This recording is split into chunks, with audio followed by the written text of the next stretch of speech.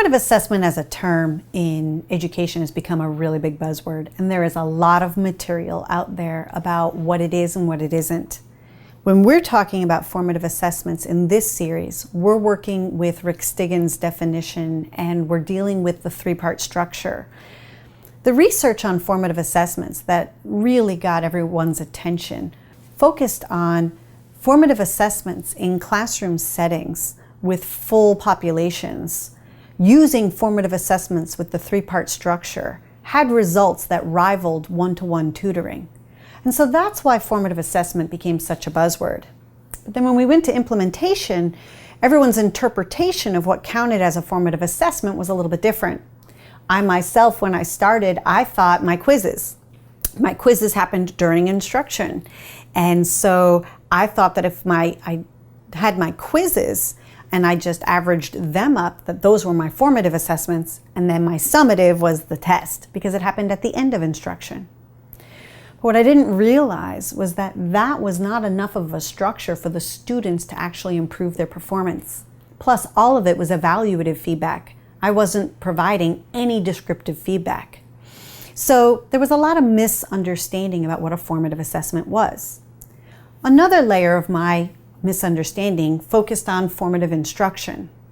So there's a technique, for example, I could say, okay, everyone who is understanding what I'm saying, I want you to put a thumb up like this. And everyone who's having a little bit of difficulty or you might be confused, I want you to put your thumb sideways. And if you have no idea what I'm talking about, I'd like you to put your thumb down like this to cue me. If I ask my class to do that, and then I gauge from that whether I am going to continue teaching that material or I'm going to move on, that's formative instruction. I'm using the feedback to inform my practice, to inform instruction. But the truth is, the only one using the data is me. My students aren't using that data. They're not looking around the room going, oh, I'm going to use a new strategy because I'm not understanding this material. They are not processing the data at all. So it's not for their learning process, which is what a formative assessment by Rick Stiggin's definition does.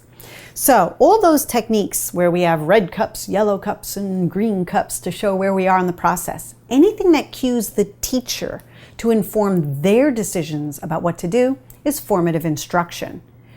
Now, formative assessments, where the primary user is the learner, could also be used to inform the teacher.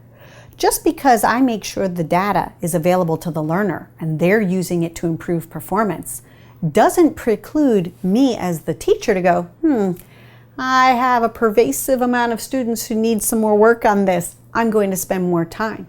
So that can be a fringe benefit, but it's a secondary purpose and not the primary purpose. And that's the difference between formative assessment and formative instruction.